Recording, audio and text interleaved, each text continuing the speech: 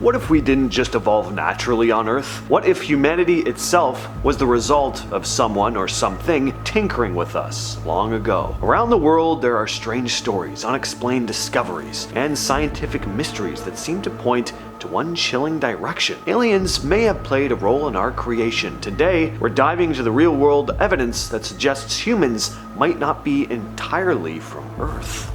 Imagine a civilization from 6,000 years ago claiming that humans were deliberately created by beings who came from the stars. Well, that is exactly what we find in the ancient Sumerian tablets. These texts describe powerful beings called the Anunnaki, who supposedly came from the heavens and fashioned humanity to serve them. According to the stories, humans were not created in some divine act of love, but as a labor force to mine gold. The texts even describe how the Anunnaki mixed their own essence with humans to bring us into existence. Historians argue these are just myths. Others point out how eerily detailed these stories are, though. They don't read like vague legends, but like records of deliberate genetic tampering. If evolution is such a smooth step-by-step process, why does our DNA show sudden leaps that no one can fully explain? Scientists have long puzzled over the fact that around 200,000 years ago, humans suddenly developed unique traits like bigger brains, advanced speech capability, or complex social behavior. Some geneticists point out that our DNA looks like it was altered in ways that doesn't fit the slow pace of natural evolution. Francis Crick, the scientist who co-discovered DNA's double helix structure, openly speculated that life on Earth could have been seeded by aliens through a process he called directed panspermia. Even a Nobel Prize-winning scientist believed alien influence was possible, makes the missing link question even harder to dismiss.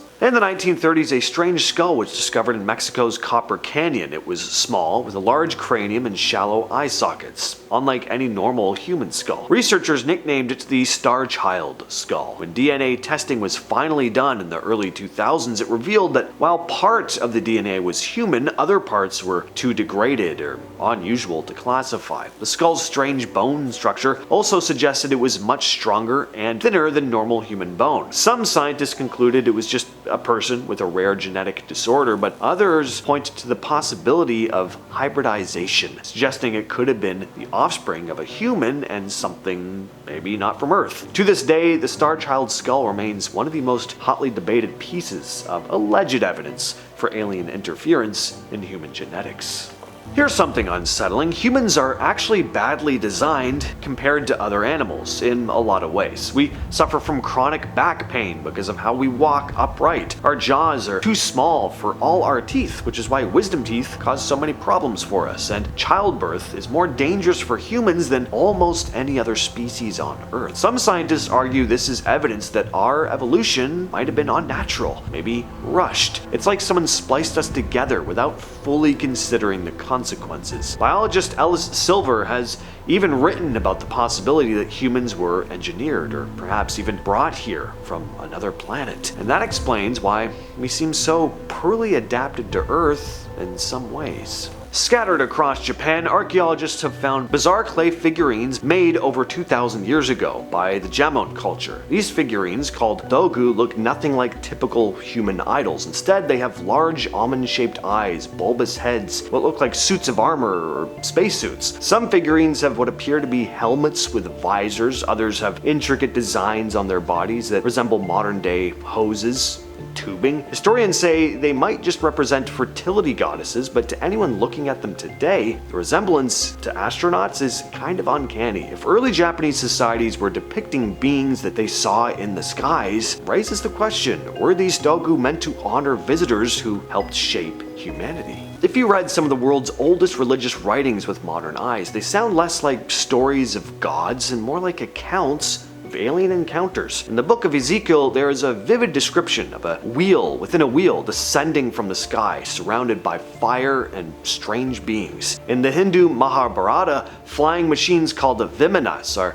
described in great detail, capable of traveling between worlds, launching weapons that sound eerily like nuclear blasts. Some theories argue these were not myths at all, but eyewitness accounts of advanced technology. If that's true, that means humans were in direct contact with extraterrestrials could have influenced the very foundations of human society. About 97% of human DNA is often called junk because scientists don't fully understand its purpose. Here's the really strange part. Some researchers argue this so-called junk could actually be a code left behind by whoever engineered us. A team of scientists in Kazakhstan once suggested that patterns in human DNA resemble mathematical sequences that look deliberately embedded. While mainstream science is definitely cautious about these claims, the fact remains we don't understand the vast majority of what makes us human. If someone did leave a signature behind, our own genetic code might be hiding the most important evidence of all. During World War II, remote island tribes saw planes dropping supplies. They didn't quite understand technology, so they built wooden replicas of airplanes and worshipped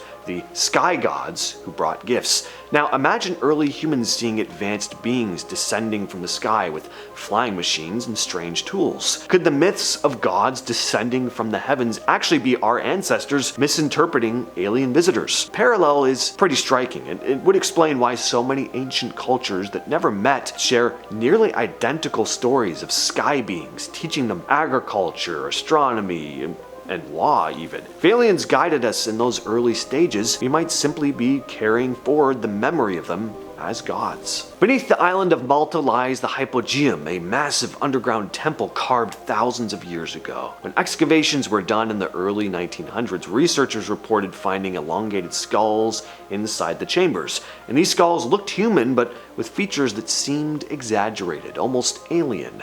Many of these skulls mysteriously disappeared after being turned over to museums, fueling rumors of a cover-up. The Hypogeum was also designed with strange acoustic properties, as if the builders understood sound frequencies in ways we still struggle to explain. Some believe these chambers were connected to rituals involving beings who were not entirely human, and if true, it hints that humanity might have been influenced or shaped by beings with knowledge beyond our own. Deep in the Sahara Desert, ancient cave paintings over 7,000 years old cover the walls of Tassili, Niger, in Algeria. Among the drawings of animals and people, there are figures that really stand out, tall beings with round, helmet-looking heads, large eyes, suits that look eerily similar to modern space gear. These beings are often depicted interacting with humans, sometimes teaching them what looks like. Archaeologists call them shamans or symbolic deities, but their appearance is hard to ignore. If prehistoric humans were simply painting what they saw, these images could represent encounters with beings far more advanced than themselves. To many, the paintings are some of the earliest visual records suggesting alien contact with humanity. I've been your host, James. I will catch you, yes you specifically, in the next video.